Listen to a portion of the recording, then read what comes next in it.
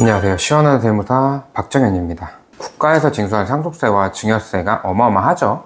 납세자의 부담을 줄이기 위해 연부연납이라는 제도를 시행하고 있는데요. 오늘은 바로 연부연납에 대한 내용을 한번 설명드려보고자 합니다.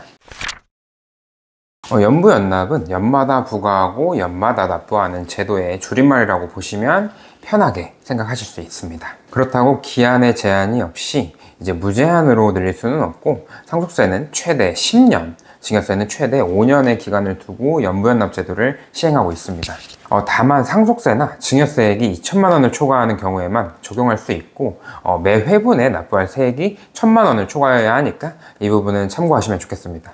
만약 100억 원의 상속재산이 발생해서 그에 대해 상속세가 43억가량 나왔는데, 상속재산의 대부분이 부동산이라면 당장 해당 부동산을 팔고 세금을 낼 수도 없는 노릇이니까 이에 대해 납부기한을 연장해주는 셈입니다. 예시처럼 43억 원의 상속세를 납부해야 하는 경우를 들어보겠습니다. 총 납부할 세액을 연부연납 기간에 1년을 더한 기간으로 나누어서 신고기한까지 납부할 세금을 산출합니다. 10년의 연부연납 기간이라고 한다면 1년을 더한 11년으로 나누어 당장 납부해야 할 세금을 계산을 하는데요. 43억 원을 11로 나누게 된다면 약 3억 9천만 원 가량의 세금을 신고기한까지 납부하게 됩니다. 그 이후에는 매년 납부고지서를 송달받게 될 텐데, 국세청도 당연히 무이자로 진행하지는 않고 현행 세법상 연 2.9%의 이자율을 적용하게 됩니다. 1년 차에는 아직 납부하지 않은 세금인 39억에 대해 연이자율을 적용한 가산금을 붙여서 납부해야 하고,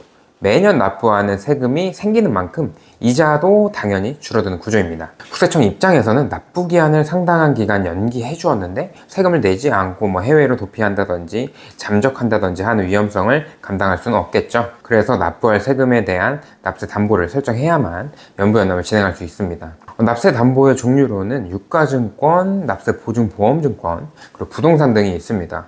납부할 세액의 120%에 해당하는 금액만큼 납세 담보를 제공하여야 하고, 유가증권이나 납세보증보험증권의 경우에는 110%에 해당하는 금액만큼 납세 담보를 제공하면 됩니다.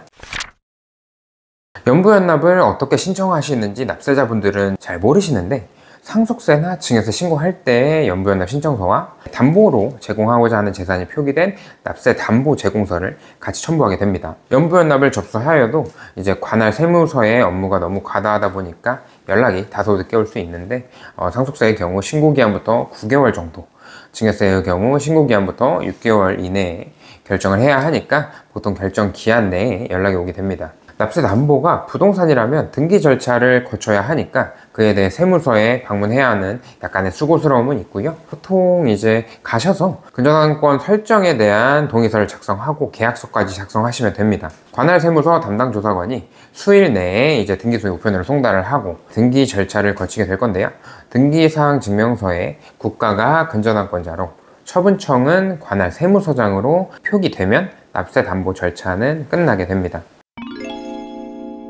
만약 납세 담보를 제공하지 않거나 부적절한 납세 담보를 제공한다면 연부연납이 취소되고 납부하지 않은 세액에 대해 연 8.04%의 납부지연 가산세가 부과될 수 있으니까 이에 대해서는 좀 유의하시면 좋겠습니다.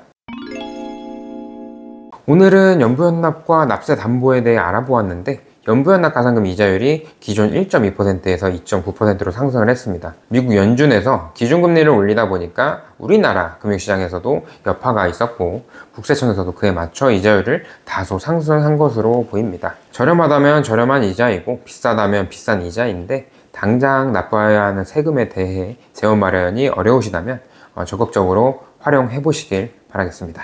오늘 영상이 도움이 되셨다면 좋아요와 구독 부탁드리고 다음에는 더 좋은 내용으로 찾아뵙겠습니다. 감사합니다.